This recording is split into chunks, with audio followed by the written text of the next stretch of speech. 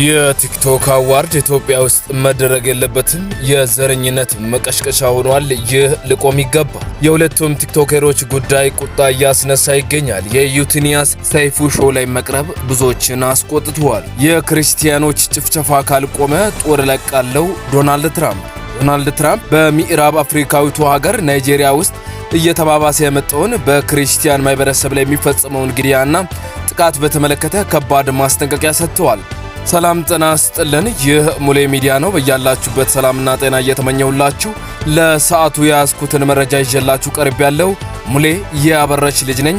ለወቅታዊና አዳዲስ መረጃዎች ቻናሌን ሳብስክራይብ በማድረግ አብራችሁኝ ቆዩ። በቅድሚያም የዘንድሮ የቲክቶክ ክሬቲቭ አዋርድ ብዙ ውዝግቦችን እያስነሳ ያለ ሲሆን ከዚህም የዓመቱ ምርጥ ቲክቶከር በሚል የታጩ የእነዚህ ሁለቱ ቲክቶከሮች ጉዳይ ነው።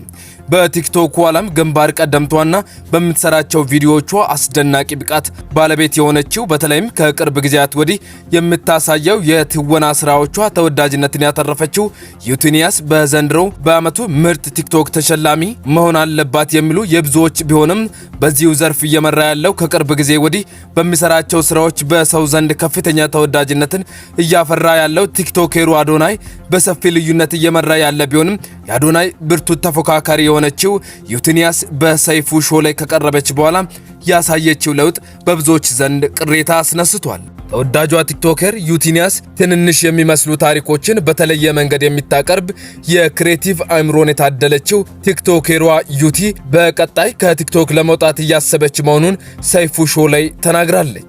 የወንድ ገጸ ባህሪያት ተላብሳና በሜካፕ ራሷን ቀይራ ሰርታ ቲክቶክ ላይ በምትጭነው ቪዲዮ ብዙዎች የሚያውቋት ዩቲ ከጸጸት ጋር እየታገለች የደረሰችበት የስኬት ማማ ግን ያስገርማል።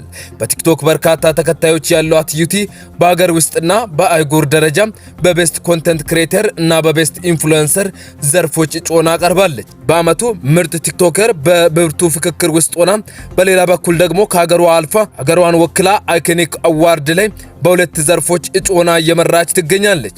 ታዲያ ይቺ ታዋቂ ቲክቶከር በሰይፉ ሾው ላይ መቅረብ ለምን አስቆጣ ለምለው ጥያቄ ከብዙዎቹ አንደበት በሰማነው ተንተርሰን ስናይ በዚህ ቅጽበት ይህን ያህል ቮት አገኝታ እዚህ የመድረሷ ምክንያት ሰይፉ ሾው ነው፣ ሰይፉ ሆን ብሎ የይምረጧት ቅስቀሳ ነው ያደረገው እያሉ ይገኛል።